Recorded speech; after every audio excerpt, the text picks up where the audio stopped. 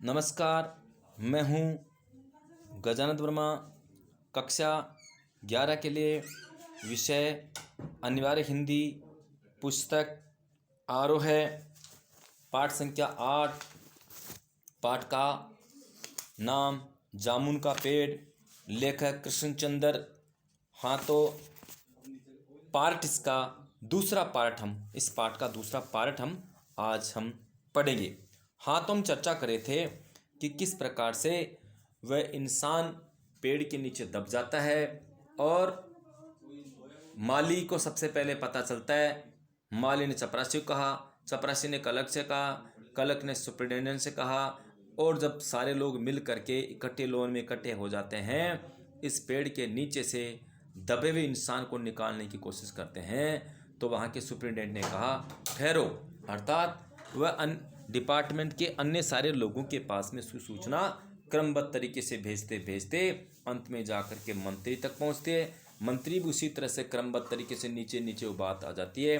अंत में डिसीजन होता है ये काम हमारे डिपार्टमेंट में नहीं है, वह इस काम को दूसरे डिपार्टमेंट को सौंपते हैं, और वो भी इसी तरह सीढ़ियों बाय सीढ़ियाँ चढ़ते चढ़ते चढ़ते वहाँ तक पहुँचती है। फिर उसने सूचना दी, वापस उसी तरह से सीढ़ियाँ उतरती है। अंत में जाकर के वो भी कहते हैं कि ये हमारे डिपार्टमेंट में नहीं है। इस तरह से ये सिलसिला चलता रहता है, और इस सिलसिले के अंदर काफ़ी समय निकल जाता है। वह इंसान भी पेड़ के नीचे दबा दबा परेशान हो जाता है। तो देखिएगा, दोपहर के खाने पर दबे हुए आदमी के चारों ओर बहुत भीड़ हो गई थी।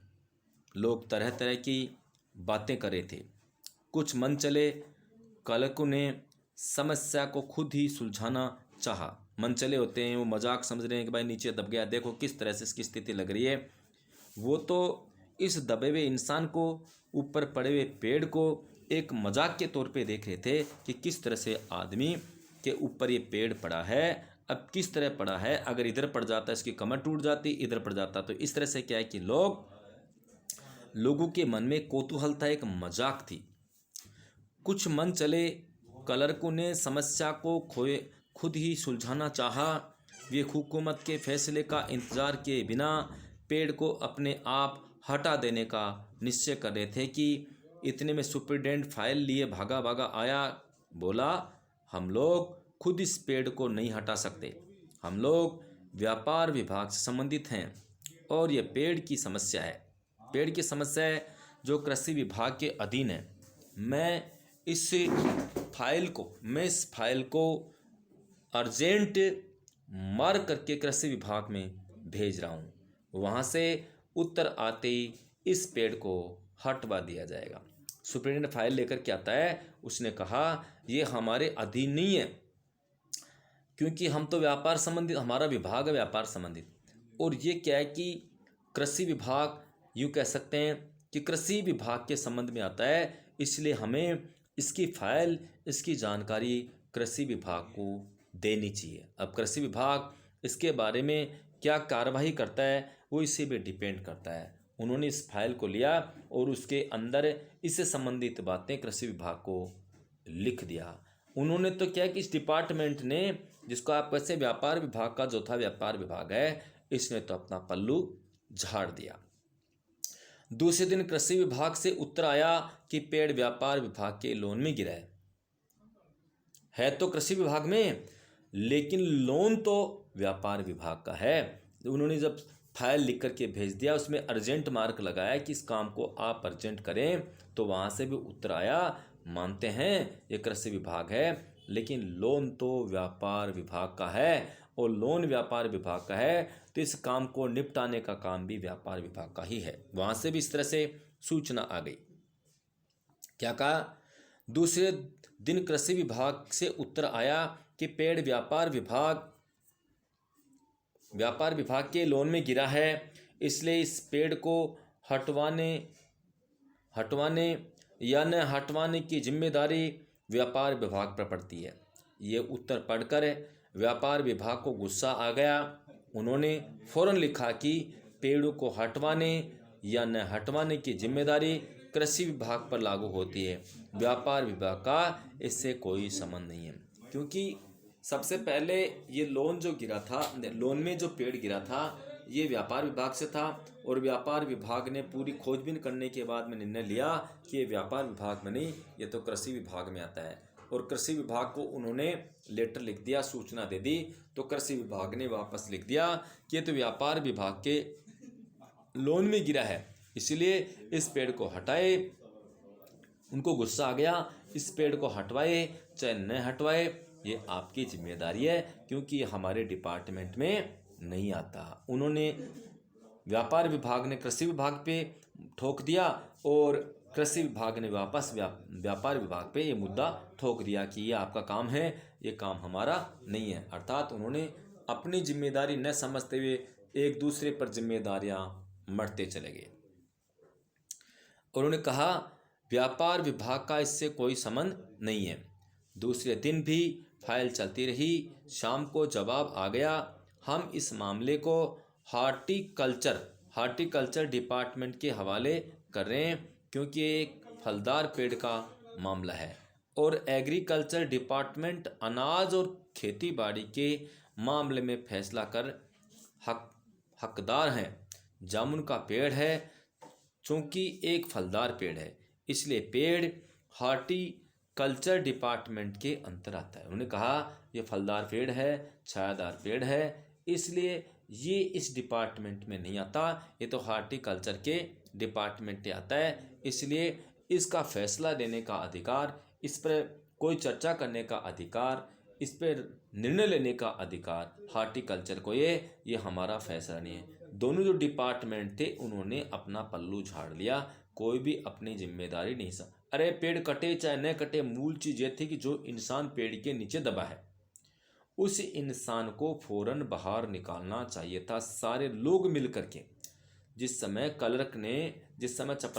माली ने चपरासी कहा, उस समय जो सिलसिला चाल था, उस समय सारे लोग एक साथ जोर लगाते उठाते पेड़ को, तो इस इंसान को जिंदा निकाला जा सकता था। किंतु डिपार्टमेंट के चक्कर में, डिपार्टमेंट के मामले में ये फाइल एक दूसरे के पास पहुंचती रही।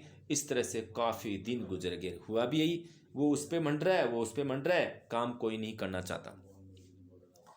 रात को माली याद है, जामुन का पेड़ चूंकि एक फलदार पेड़ है, इसलिए यह पेड़ हार्टिकल्चर डिपार्टमेंट के अंतर्गत आता है। रात को माली ने दबे हुए आदमी को दाल भात खिलाया।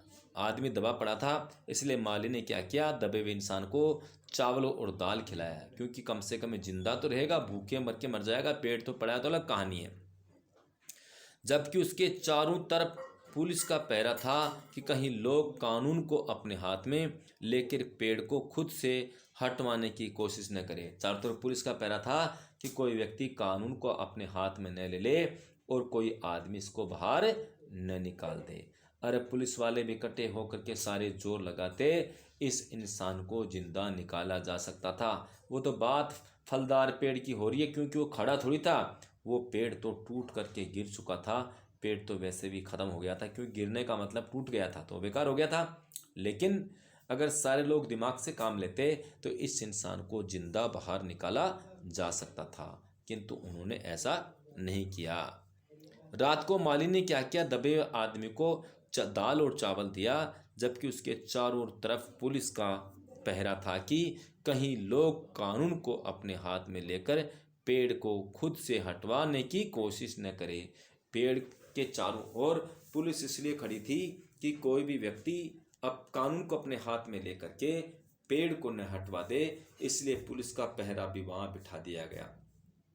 हो सकता है पुलिस का प्रबंधन, पुलिस का पहरावा नहीं होता तो वे लोग सारे मिलकर के एक साथ जोर लगाते, उस आदमी को पेड़ के नीचे से निकाला जा सकता था। इसलिए पुलिस का पहरा होने के कारण वे लोग उस पेड़ के नीचे से उस इंसान को निकालने की हिमाकत नहीं करे थे, कोशिश भी नहीं करे थे, क्योंकि उनके चारों तरफ तो दबाव बना हुआ था और एक दूसरे पर अपनी जिम्मेदारियां मढ़ने की कोशिश कर रहे थे। मगर एक पुलिस कांस्टेबल को दया आ गई और उसने मालिक को दबे आदमी को खाना खिलाने की इजाज़त दे दी। एक पुलिस कांस्टेबल था, उसको दया आ गई और उन्होंने कहा, वहाँ चारों तरफ पुलिस का पहरा था, लेकिन पुलिस का एक आदमी, जिसको आप कह सकते हैं पुलिस कांस्टेबल को दया आ गई और उन्होंने कहा, आप इस दबे हुए इंसान को खाना खिला सकते हैं। और दया आने के कारण उनको इजाज़त भी दे दी। माली ने दबे हुए आदमी से कहा, जब आदमी दबा हुआ था उससे माली ने कहा, माली ने दबे हुए आदमी से कहा, क्या कहा? माली ने दबे हुए आदमी से कहा कि आदमी से क्या कहा?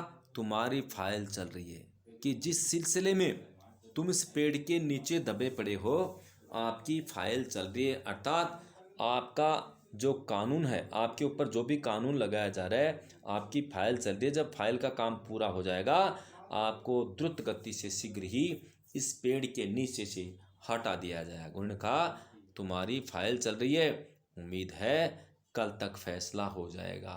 फैसला आ जाएगा, पेड़ को काट करके या पेड़ को हटवा करके आपको यहाँ से निकाला जा सकेगा। दबा हुआ आदमी कुछ नहीं बोला, वो बोलने के लिए उल्टा पड़ा था, क्योंकि उसके ऊपर तो पेड़ पड़ा। दबा हुआ आदमी कुछ नहीं बोला। माली ने पेड़ के तने को ध्यान से देखकर कहा, माली ने पेड़ के तने को ध्यान से देखकर कहा, अच्छा हुआ कि तना तुम्हारी कूल्हे पर गिरा, अगर कमर पर गिरता तो रीढ़ की हड्डी टूट जाती। उन्होंने कहा, ये तो अच्छा हुआ पेड़ आपके कमर पर गिरा है। क्या कहा? तुम्हारे कूल्हे पर गिरा है, अगर कमर पर गिरता तो रीढ़ की हड्डी टूट जाती। कमर पर गिरती रीढ़ की हड्डी टूट जाती, कूल्हे पे गिरा है तो क्या बिगड़ गया? दबा हुआ आदमी फिर भी कुछ नहीं बोला। ऐसी स्थिति में जो इंसान पेड़ के नीचे दबा था, उसने फिर भी कुछ नहीं बोला। माली ने फिर कहा, तुम्हारा यहाँ कोई वारिस है? अर्थात तुम्हारे माता पिता भाई बहन परिवार का कोई लोग रहता है? माली ने फिर कहा, तुम्हारा यहाँ कोई वारिस है तो मुझे उसका अता पता बताओ, मैं उन्हें खबर देने की कोशिश करूँगा। वहाँ जो माली था उसने कहा, अरे भाई, तुम्हारा कोई अता पता है क्या? तुम कहाँ के रहने वाले हो? आपके माता पिता कौन है? आपके परिवार में कौन कौन है? आपका कोई वारिस है, अर्थात जो आपको संभाल सके, ऐसा अगर कोई है तो आप मुझे शीघ्र अतिशीघ्र बताइए। वह उससे पूछ रहा है। तो उन्होंने बात को सुनने के पश्चात दबे हुए आदमी ने कहा, मैं लावारिस हूँ। दबे हुए आदमी ने बड़ी मुश्किल से कहा, क्योंकि उसके ऊपर जो पेड़ पड़ा था वो बहुत ही व्यवधान में दुख में जीवन जी रहा था। उसने कहा, मैं लावारिस हूँ। और इसके बाद में उसने कुछ नहीं कहा, क्योंकि उसका आता पता नहीं था, उसका कोई जान पहचान नहीं था। माली खेद प्रकट करता हुआ वहाँ से हट गया। तीसरे दिन हार्टिकल्चर डिपार्टमेंट से जवाब आया। क्या आया? तीसरा डिपार्टमेंट हार्टिकल्चर, वहाँ से जवाब आ गया। बड़ा कड़ा जवाब था और व्यंग्यपूर्ण। हार्टिकल्चर डिपार्टमेंट का सेक्रेटरी साहित्य प्रेमी आदमी जान पड़ता था। हार्टिकल्चर डिपार्टमेंट का सेक्रेटरी था ना, वो स्वयं से साहित्य प्रेमी था। वो संगीत को पसंद करता है, साहित्य को पसंद करता। उसने लिखा था, आश्चर्य है, इस समय जब हम पेड़ लगाओ स्कीम ऊंचे स्तर पर चला रहे हैं, हमारे देश में ऐसे सरकारी अफसर मौजूद हैं जो पेड़ों को काटने का सुझाव देते हैं, और वह भी एक फलदार पेड़ को, और वह भी जामुन के पेड़ को, जिसके फल जनता बड़े चाव से खाती है। हमारा विभाग किसी हालत में इस फलदार वृक्ष को काटने की इजाज़त नहीं दे सकता।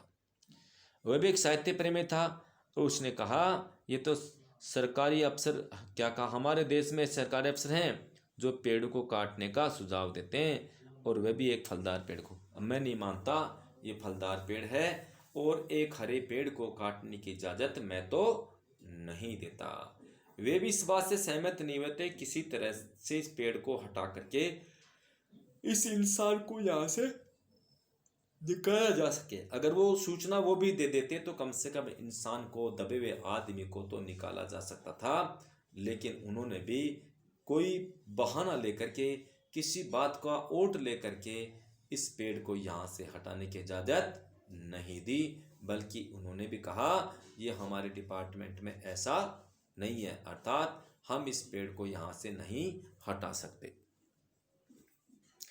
इस तरह से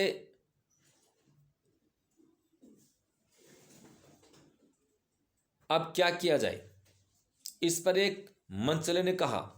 बात यह है कि भाई क्या किया जाए, पेड़ को हटा नहीं सकते, पेड़ को काट नहीं सकते, सारे डिपार्टमेंट एक दूसरे पर मर रहे कि ये कार्यक्रम उस डिपार्टमेंट आता है, इस तरह की व्यवस्था उस डिपार्टमेंट में आती है।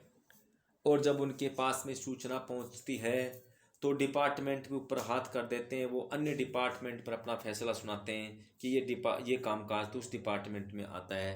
अर्थात कोई भी व्यक्ति, कोई भी डिपार्टमेंट इस काम को करना नहीं चाहते। अरे उसमें पेड़ भी काटने की कहाँ जरूरत पड़ रही थी? अगर सारे मिलकर के पेड़ की तने को उठाते तो उसको जिंदा बाहर निकाला जा सकता था, किंतु उन्होंने ऐसा बिल्कुल भी नहीं किया। अब क्या किया जाए? इस पर एक मंचले ने कहा, अगर पेड़ काटा नहीं जा सकता तो इस आदमी को ही काट कर निकाल लिया जाए। मंचले ने कहा, अरे तुम पेड़ को नहीं काट सकते तो कम से कम इस आदमी को काट करके ही निकाल लिया जाए। ये कोई मंचला था, मजाक में ऐसा उन्होंने बोल दिया। क्या कहा? जब ऐसा कुछ नहीं हो रहा है तो इस इंसान को काट करके यहाँ से निकाल लिया जाए, क्योंकि इसको यहाँ से काट के निकाल लिया जाए। क्लर्क ने कहा कि इस पेड़ को काट करके निकाले। अगर पेड़ काटा नहीं जा सकता तो इस आदमी को काट कर निकाल लिया जाए। ये देखिए, उस आदमी ने इशारे से बताया। अगर इस आदमी को ठीक बीच में से यानी धड़ से काटा जाए तो आधा आदमी इधर से निकल जाएगा, आधा आदमी उधर से बाहर आ जाएगा और पेड़ वहीं का वहीं रहेगा। एक आदमी को चुहल सूझी, मजाक सूझी। उन्होंने कहा, पेड़ को काटने की कहाँ जरूरत पड़ रही है? देखिए, इस आदमी को यहाँ से काट लो, इधर काट लो और इधर काट लो, आधा इधर से निकल जाएगा, आधा इधर से निकल जाएगा। तुम पेड़ को काटने की बात ही क्यों करते हो? इस आदमी को काट लिया जाए। आधा काटेंगे इधर से, आधा इधर से काटेंगे तो आधा इधर से निकल जाएगा और आधा पेड़ के इधर से निकल जाएगा। इस तरह से उस इंसान ने मजाक में ये बातें कही। इसको सुनने के पश्चात सारे लोगों ने तालियां बजाई होगी, क्योंकि दर्द, पीड़ा, दुख तो उसी को होता है जिसको पीड़ा सहने का मौका मिल रहा है, जो स्वयं पीड़ित है या पीड़ा को सह रहा है। बाकी लोग तो सिर्फ कौतूहल, मजाक, आनंद लेने वाले लोग होते हैं। हाँ, अब देखिएगा, ये देखिए, उस आदमी ने इशारे से बताया, अगर इस आदमी को ठीक बीच में से यानी धड़ से काटा जाए तो आधा आदमी इधर से निकाल लिया आएगा, आधा उधर आदमी उधर से बाहर आ जाएगा और पेड़ वहीं का वहीं रहेगा। मगर इस तरह तो मैं मर जाऊंगा। इस तरह की जब चर्चा चल रही थी तो दबे हुए आदमी ने महसूस किया, अरे मुझे काट करके ये इस पेड़ के नीचे से निकाल रहे हैं तो निश्चित रूप से मैं तो मर जाऊंगा। तूने कहा, अरे भाई, इस तरह से तुम जो सोच रहे हो कि किस तरह से इस पेड़ के नीचे से आदमी को निकाला जाए, इस तरह से तुम काट करके बाहर निकालोगे, आदमी को काट करके बाहर निकालोगे तो इस तरह से मैं मर जाऊंगा, अर्थात मैं जिंदा भी नहीं रह पाऊंगा। दबे हुए आदमी ने आपत्ति प्रकट करते हुए कहा, क्या कहा? दबे हुए आदमी ने आपत्ति प्रकट करते हुए कहा, यह भी ठीक कहता है, एक क्लर्क बोला। दबे हुए आदमी ने जब कहा तो दूसरे इंसान ने कहा, अरे ये भी ठीक कहता है। एक क्लर्क ने कहा कि जो दबा हुआ आदमी है ये भी ठीक कहता है, पेड़ के नीचे दबे हुए आदमी को अगर काटा जाएगा तो निश्चित रूप से ये मर जाएगा। तो क्लर्क ने कहा, अरे ये ठीक ही कहता है, ये जो कह रहा है ठीक कह रहा है, क्योंकि आदमी को जब काटा जाएगा मर जाएगा। और वह जोर से चिल्लाकर बोला, उसमें इतनी दम नहीं थी क्योंकि पेड़ के नीचे दबा पड़ा था। उसने ये जरूर कहा कि भाई इस तरह से मैं मर जाऊंगा। इस तरह से ये मेरे बारे में विचार कर रहे हैं कि भाई अगर पेड़ को नहीं काटा जाए तो इंसान को काट करके बाहर निकाल लिया जाए, इस तरह से काटेंगे तो मर जाऊंगा, मेरे जिंदा रहने का कोई फिर मतलब ही नहीं है। और वह अपने आप को जिंदा रखने के लिए बहुत ज़्यादा कोशिश कर रहा था, हिम्मत नहीं हार रहा था, किसी तरह से मैं इस पेड़ के नीचे से जिंदा निकल जाऊं। किंतु ज़्यादा देर होने की वजह से, ज़्यादा समय निकलने के कारण वह इंसान पेड़ के नीचे दबा दबा ही मर जाता है और उसकी फाइल चलती रहती है। जब फाइल का पूरा काम होता है कि आज अब इस पेड़ को काट करके इस इंसान को बाहर निकाला जाएगा, उससे पूर्व उस व्यक्ति की मौत हो जाती है, वह मृत्यु के ग्रास में जा चुका होता है। Thank you. ओके, धन्यवाद। बाकी कल।